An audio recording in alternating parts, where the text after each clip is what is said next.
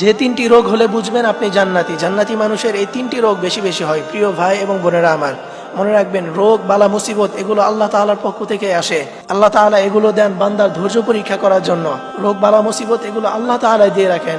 হ্যাঁ, অনেক সময় এটাও হয় যে বান্দা তার নিজ হাতে কামাই করে, অর্থাৎ বান্দা যখন গুনাহ করে, বান্দা যখন অন্যায় করে, তখন এগুলোর ফলে আল্লাহ তাআলা তাকে বালা মুসিবত বিপদ দিয়ে দেয়।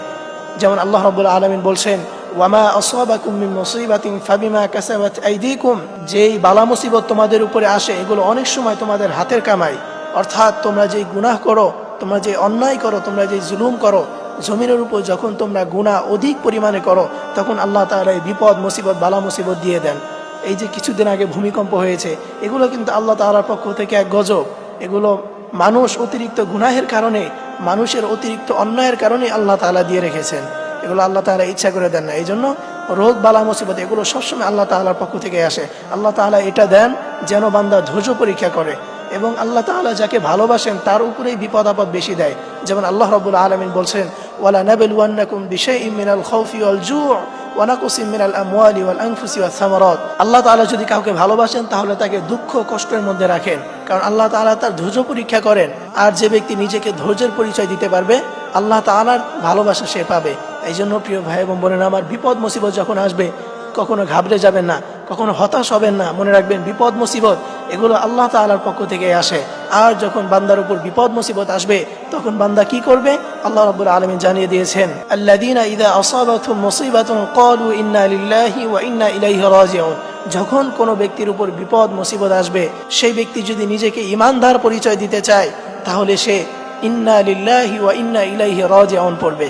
অর্থাৎ নিশ্চয়ই এটা আল্লাহ তাআলার পক্ষ থেকে এসেছে, ওয়া ইন্না ইলাইহি রাজিউন, এবং তার কাছেই ফিরে যেতে হবে। এই টেন্ডেন্সি নিয়ে যদি কোনো ব্যক্তি চলে, তাহলে তার বিপদ মুসিবতে কখনো সে হতাশ হবে না, কখনো সে আশা হারাবে না, বরং সে ধৈর্য ধারণ করবে এবং আল্লাহর উপর তাওয়াক্কুল করবে। দেখবেন আল্লাহ তাআলা আপনার ওই বিপদ মুসিবত সহজে কেটে দিবে। প্রিয় ভাইরা, আমরা বলতেছিলাম যে তিনটি রোগ জান্নাতি মানুষের, এই তিনটি রোগ হয়। অর্থাৎ কোনো ব্যক্তির মধ্যে যদি এই তিনটি রোগ দেখেন, তাহলে মনে রাখবেন সেই ব্যক্তি হচ্ছে জান্নাতি। তার মধ্যে এক নাম্বার হচ্ছে জ্বর এবং ঠান্ডা কাশি। আমাদের মধ্যে অনেকে এটা রয়েছে, ঘন ঘন জ্বর হয় এবং ঠান্ডা কাশি হয়। মনে রাখবেন, এগুলো হচ্ছে জান্নাতি মানুষের সর্বপ্রথম রোগ। অর্থাৎ যে ব্যক্তি জান্নাতি, যাকে আল্লাহ তাআলা ভালোবাসেন, তাকে আল্লাহ তাআলা জ্বর দেন। আল্লাহর হাবিব সাল্লাল্লাহু আলাইহি ওয়াসাল্লাম বলেছেন যে আমার উম্মতকে আল্লাহ রাব্বুল আলামিন সামান্য জ্বর দিয়ে হলেও তার গুনাহকে ঝরিয়ে দেন। অর্থাৎ আপনার যদি জ্বর আসে, আপনি যদি অসুস্থ হয়ে যান, এর ফলে আল্লাহ তাআলা আপনার যে সগীরা গুনাহ এগুলো আল্লাহ তাআলা মাফ করে দেয়, যেন কাল কিয়ামতের ময়দানে আপনি নিষ্পাপ হয়ে রবের সামনে দাঁড়াতে পারেন। এই জন্য এক নাম্বার জান্নাতি মানুষের যে রোগ, সেটি হচ্ছে যদি জ্বর এবং ঠান্ডা কাশি হয়, তাহলে মনে রাখবেন আল্লাহ তাআলা আপনাকে ভালোবাসেন। এবং দ্বিতীয় নাম্বারে জান্নাতি মানুষের যে রোগ, সেটি হচ্ছে চুলকানি। আমাদের মধ্যে অনেকের এটা রয়েছে যে গায়ের ভিতরে চুলকানি হয়। এই চুলকানি হলে হতাশ হবেন না, এটা ঘাবড়ে যাওয়ার কিছু না, এটা বড় ধরনের কোনো রোগ না, এটা জান্নাতি মানুষের রোগ। জান্নাতি মানুষের দ্বিতীয় নাম্বার রোগ হচ্ছে তার চুলকানি হবে। এবং তৃতীয় নাম্বারে জান্নাতি মানুষের যে রোগ, সেটি হচ্ছে চোখ ওঠা। আমাদের অনেকের চোখ ওঠে, যে চোখে ময়লা জমে এবং চোখ দিয়ে সে ভালো করে কোনো কিছু দেখতে পারে না এবং সেজদাও দিতে পারে না নামাজে। এরকম অনেকের চোখ রয়েছে, এই চোখ নিয়ে মানুষ সামনে যাইতে পারে না। অনেকেই সানগ্লাস পরে ঘুরতে হয় চোখ উঠলে।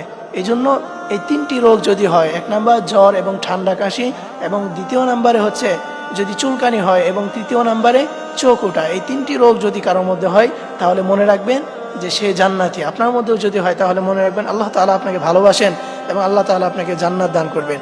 এই জন্য এই তিনটি রোগ হলে আপনি কখনো ঘাবড়ে যাবেন না। আল্লাহ তাআলা সকল ভাই এবং বোনদেরকে এই কথাগুলো বুঝার এবং আমল করার তৌফিক দান করুন। সকলেই পড়ি আমিন।